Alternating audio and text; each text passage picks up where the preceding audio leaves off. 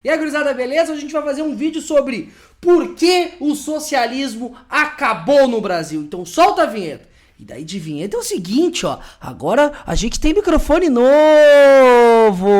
Espero que o áudio esteja bom. Se o áudio não estiver bom é porque eu não consegui instalar os programas aqui. E daí o áudio vai estar ruim com eco. E daí vocês vão rir da minha cara. Mas é pro áudio tá bom, tá? Bom dia, boa tarde, boa noite. Meu nome é Renan, eu sou professor de geografia. E faço vídeos sobre atualidade, sobre ciência de modo geral também.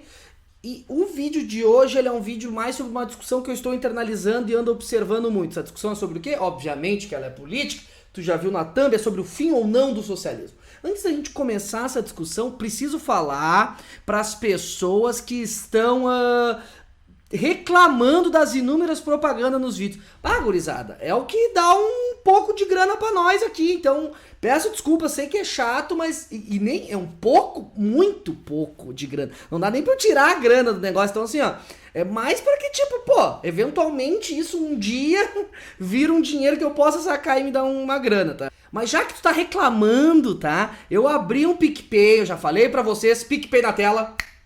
Para quem não sabe, o PicPay é um serviço onde tu te cadastra e depois que tu te cadastra o cartão de crédito, tu ganha uma coisa chamada cashback. Se tu te cadastrar com esse link que tá aparecendo aqui, vocês vão se cadastrar com o meu link, daí vocês vão ganhar 10 reais para gastar no que vocês quiserem quando vocês fizerem a primeira compra, daí você pode me dar os 10 reais que vocês iam ganhar aí, entendeu? Então não se esqueça. Pega o PicPay aqui, tá na descrição também, então isso é uma forma de me ajudar. Então assim, ó, vamos para o vídeo propriamente dito. Existe um cara chamado Francis Fukuyama, que ele é um dos grandes figuras, pensadores estadunidense, ele influenciou a Margaret Thatcher, ele ficou muito conhecido, principalmente quando tu vai estudar geopolítica. Então, quando tu faz o estudo de geopolítica, tu necessariamente acaba vendo o Francis Fukuyama, pelo menos foi assim comigo na faculdade. E daí, claro, ele muda muito, não muda muito, mas ele faz várias reflexões sobre o pensamento dele pós 2001 e tal, mas eu vou falar aqui especificamente sobre a década de 90, sobre o pensamento dele. Ele tem um livro famosíssimo chamado O Fim da História. O que ele argumentava? Vamos imaginar qual era o cenário da época ali, 89, 88, quando ele escreveu o livro, ou 90, não vou me lembrar, mas é esse início da década de 90. Qual era o cenário da época? Imagina, União Soviética em queda, o socialismo esse real quebrando pelo mundo afora, aqui, por aqui, né? Quebrando no mundo afora. E se expandia, pelo menos no imaginário das pessoas, a democracia liberal, que é essa democracia que a gente vive, por exemplo, no Brasil, que a gente tem nos Estados Unidos e tal. E o Francis Fukuyama acreditava que essa democracia ia se expandir para todos os lados, e por isso nós viveríamos o fim da história. E para entender por que ele chama isso de fim da história, a gente tem que entender o pensamento hegeliano, marxista lá, que tipo, para eles nós vivemos a pré-história da humanidade, né, e esses embates, essa luta de classes é o que vai chegar no comunismo, eles acreditavam, e esse comunismo seria o fim da história. O Francis Fukuyama faz uma pegadinha e caracteriza o fim da história como se o capitalismo tivesse vencido. O que vários pensadores chamam essa década de 90 de década neoliberal, é como se então que o capitalismo tivesse vencido. Então pro Fukuyama ele faz esse trocadário do carilho. Academicamente ele errou, teve várias pessoas que questionaram ele e tal, principalmente porque, primeiro, a sociedade humana ela não segue essa linha evolutiva, primeiro isso, depois é isso, depois é isso, depois é isso. A sociedade não funciona assim. Segundo, porque é uma série de países que se desenvolveram não tendo democracia liberal e que não chegaram à democracia liberal até hoje. China é um exemplo, Arábia Saudita, eu ia falar Coreia, mas a Coreia não tem grana, a galera não tem uma qualidade de vida top, pelo menos a Coreia do Norte. Falando de países que apresentam uma qualidade de vida boa para sua população e que não foi berço de democracia liberal, tá? Então Arábia Saudita e China, por si só, eles quebram um pouco dessa teoria do Fukuyama do fim da história.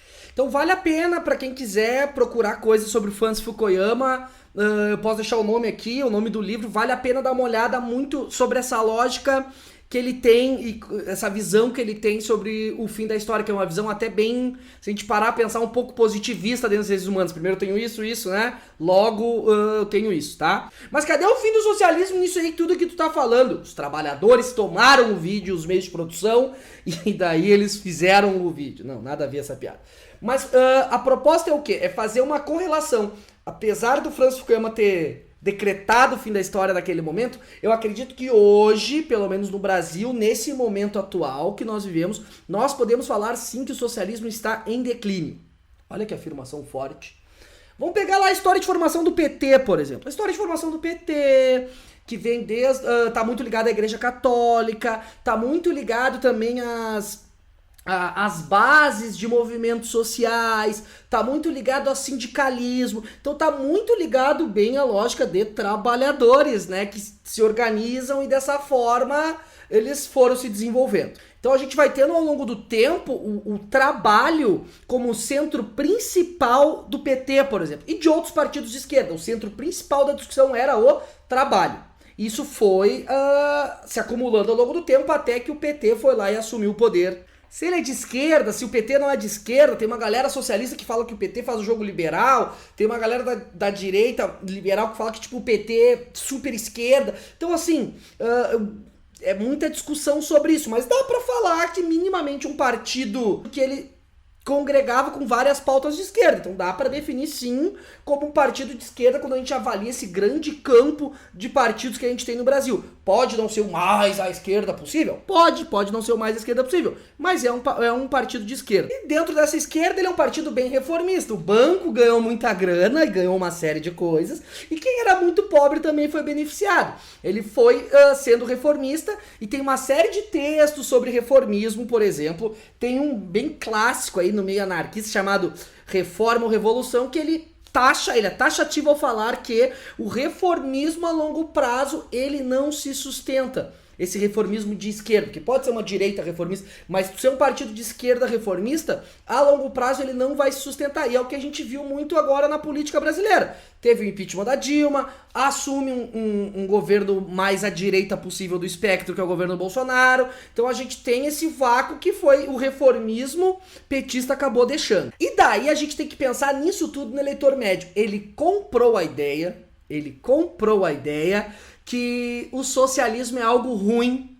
Então até tava pegando um Uber, pra quem conhece aquele Peninha do Buenas Ideias, o cara tava ligado no rádio, tava esse Peninha, eu falei, que legal, tu gosta desse Peninha? E deu o cara do Uber, eu até gosto, mas é um cara bem de esquerda comunista, né? Cara, o Peninha, ele falou isso do Peninha, pra quem conhece, né, enfim. Claro que isso é uma evidência anedótica, claro que isso não diz tudo, mas mostra que o eleitor médio ele está com esse ranço, com essa raiva da esquerda, e por estar com raiva da esquerda, conseguiram colar a palavra socialismo à esquerda, então fala socialismo, o cara já, isso é o que a gente está notando no eleitor médio. O eleitor médio hoje, após esse reformismo petista, ele faz quase que uma correlação, socialismo deu errado no Brasil, tá? O PT não foi socialista. São outras discussões, estou falando da concepção que o eleitor médio vai fazer. Paralelo a isso, a gente tem partidos de esquerda que eram para ocupar esse vácuo do PT, ou pelo menos ocupar esse vácuo no sentido de ser mais à esquerda, mais socialista que o PT. No caso, especificamente do pessoal, esses partidos estão cada vez mais identitários. Cada vez menos se discute o trabalho. Eles foram na reforma trabalhista, eles votaram contra a reforma. Ok, mas cada vez se discute menos sobre trabalho e mais sobre movimento LGBT, movimento negro, pautas, o que eu não tenho problema nenhum. As pessoas têm o direito de se organizar como elas quiserem. Eu só acredito que isso esvazia um pouco a discussão trabalho e tira a discussão do eleitor médio. Que no fim de tudo o eleitor médio quer chegar na sua casa, ter sua mulher, brincar com seu cachorro, com seu filho. E é isso que o eleitor médio quer. Ele não quer saber que o LGBT botaram agora o que, o i, o mais e não sei o que. Não que não seja importante, volto a dizer. Estou só fazendo uma correlação, tá? Óbvio que essas coisas são importantes, óbvio que discutir pauta identitária, racismo. Quem sou eu pra falar que não, né?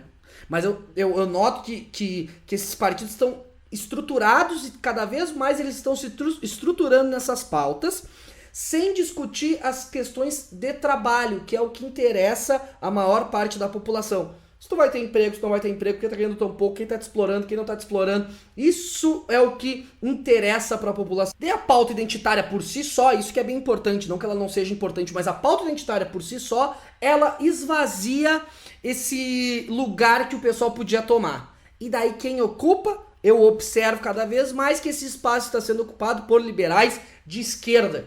É possível ser liberal de esquerda? É muito mais no sentido de, tipo, ser um liberal antagônico ao novo, por exemplo, né? São pessoas, por exemplo, que nem a Tabata Amaral. A Tabata Amaral é uma mulher, uma política que acaba ocupando esse lugar que era pra ser do pessoal dentro da disputa política, porque o pessoal ele se preocupa demais com o voto identitário. O que a Tabata Amaral ela se propõe a discutir? Dentro do capitalismo, pensar alternativas para diminuir a desigualdade social. Ela em nenhum momento ela vem com esse discurso, ai, não há igualdade e tal. Tô trazendo ela como exemplo porque ela é uma política bem falada aí, ela tá super queimada com a esquerda, mas é que ao mesmo tempo que ela tá queimada com a esquerda, é ela que ocupa esse espaço, isso então é uma coisa interessante da gente observar. E daí a briga fica como? A briga vai ficar, por um lado, essa galera mais radical de esquerda, PSOL, eu falo muito do PSOL porque dos partidos que elegem deputados federais, o mais à esquerda é o pessoal. Teria ainda PSTU, PCB, mas né? A gente tem esse pessoal super cada vez mais identitário, discutindo cada vez menos trabalho. Então é um partido que fica identitário, discutindo questões de segurança pública que são importantes, né? Mas como se perde nessas pautas identitárias, as pessoas meio que nem querem ouvir.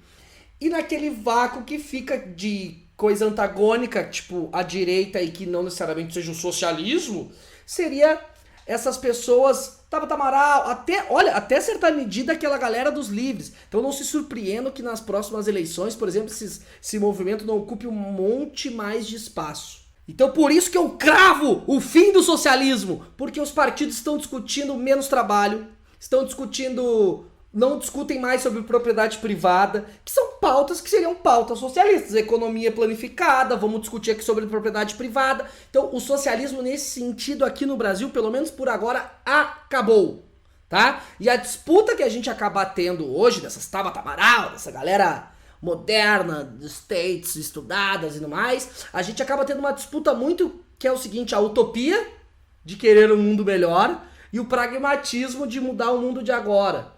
Então, cada vez mais essa utopia tá...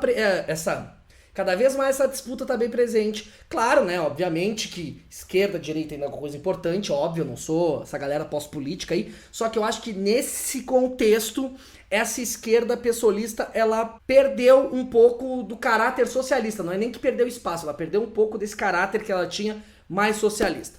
E aí, gurizada, o que achou do vídeo? O socialismo acabou ou não? Deixa aqui teu comentário. Beijo no cérebro de todo mundo, não esquece aí do PicPayson, e era isso.